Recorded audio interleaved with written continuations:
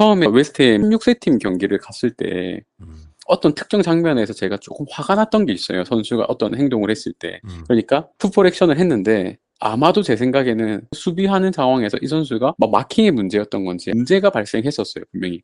음, 그래서 상대에게 득점 찬스가 났거나 혹은 득점이 이루어졌거나 그랬던 상황이었던 걸로 저는 기억을 하는데, 저는 이 장면이 잘못된 장면이라고 이제 클립을 해놨었거든요. 그러니까 우리가 게임 끝나고 나서 코치님들과 대화할 때 그 장면을 보여줬는데 이거는 잘했던 장면이라는 거예요. 왜냐?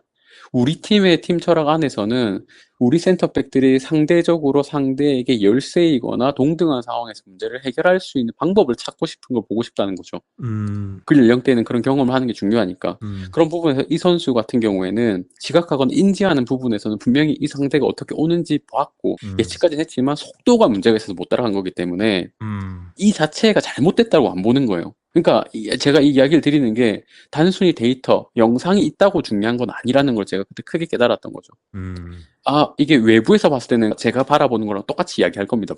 왜? 음, 기회를 줬으니까. 음, 근데 우리 팀 안에서는 그게 아닌 거예요. 음, 우리 팀 안에서는 이 선수가 지각하고 인지하고 예측하고 판단하는 것 같지는 건 좋았지만 속도적으로 상대가 워낙 좋았기 때문에 이 선수가 따라가지 못했다라고 보는 거지, 대략적인 풋볼 액션을 가져가는 부분에서 잘못됐다라고 보진 않는 거죠.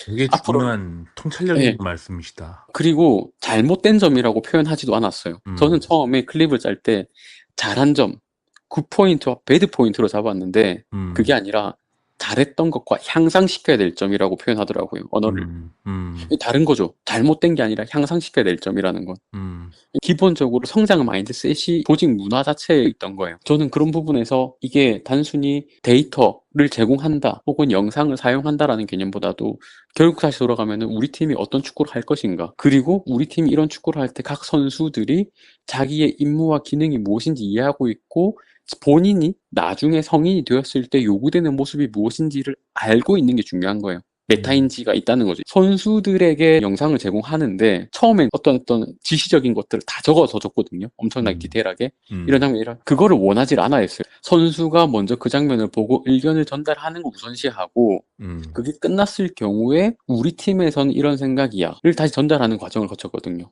아, 그러니까 먼저 이 영상을 보고 선수의 이야기를 먼저 듣고 이거에 네네네. 대해서 어떻게 생각하는지 아니면은 왜 이런 움직임을 가져갔는지 등에 대해서 먼저 그쵸. 선수의 이야기를, 코치가 이야기를 하는 게 아니라, 근데 이게 가능했던 이유가 우리 팀 안에서 어떤 축구를 하고자 하는지 명확한 방향성이 있고 그 안에서 선수들이 자기가 공을 소유한 국면, 공을 소유하지 않은 국면, 전환 국면들에서 무엇을 해야 되는지 자기에게 주어진 가이드라인이 명확하기 때문에 그 음, 가이드라인을 바탕으로 아, 내가 이거는 잘했던 점이고 이건 향상시켜야 될 점이라는 걸 알았기 때문에 그게 가능했던 거죠. 음, 그게 없었으면은 그냥 이렇게 됐을 겁니다. 잘했던 것 같아, 이건 못했던 것 같아. 이 자료들을 그냥 활용하는 것 자체가 중요한 게 아니라 우리가 어떤 기준으로 무엇을 평가하고자 하는지가 명확하지 않으면 이게 결국에는 외부에서 관찰하는 거에 불과하겠구나. 그래서 커뮤니케이션 같은 경우에도 그렇기 때문에 선수 개인한테 영상 클립들이 돌아간다고 했잖아요. 공을 소유하고 있지 않을 때 움직임 같은 경우에도 그냥 다 줘요. 음, 그러면은 선수가 이제 경기 끝나고 나서 저희가 하루 안에 영상을 전달하면은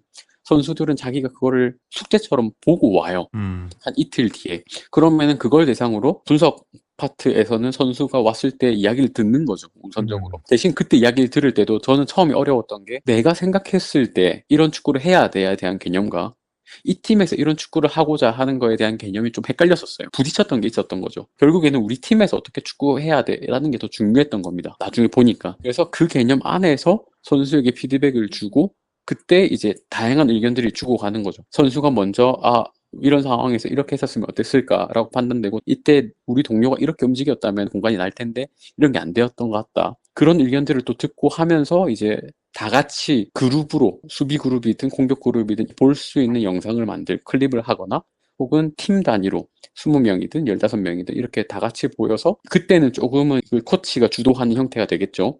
음, 그런 형태의 세션이 진행되거나 하는 거죠. 그러니까 결국 아까 이야기했던 대강의 형태가 진행되고 그 다음에 자기주도적 학습이 있고 그 다음에 협력 학습이 있고 튜토리얼이 있고 이런 부분들이 선수들을 교육하는데 그대로 적용되어 있었던 거예요, 사실. 음, 그래서 저는 이게 축구, 스포츠 자체가 아니라 우리가 어떻게 학습을 하는지에 대한 이 문화적 관점에서의 차이가 있을 수 있겠다. 교육에 대한 관점이.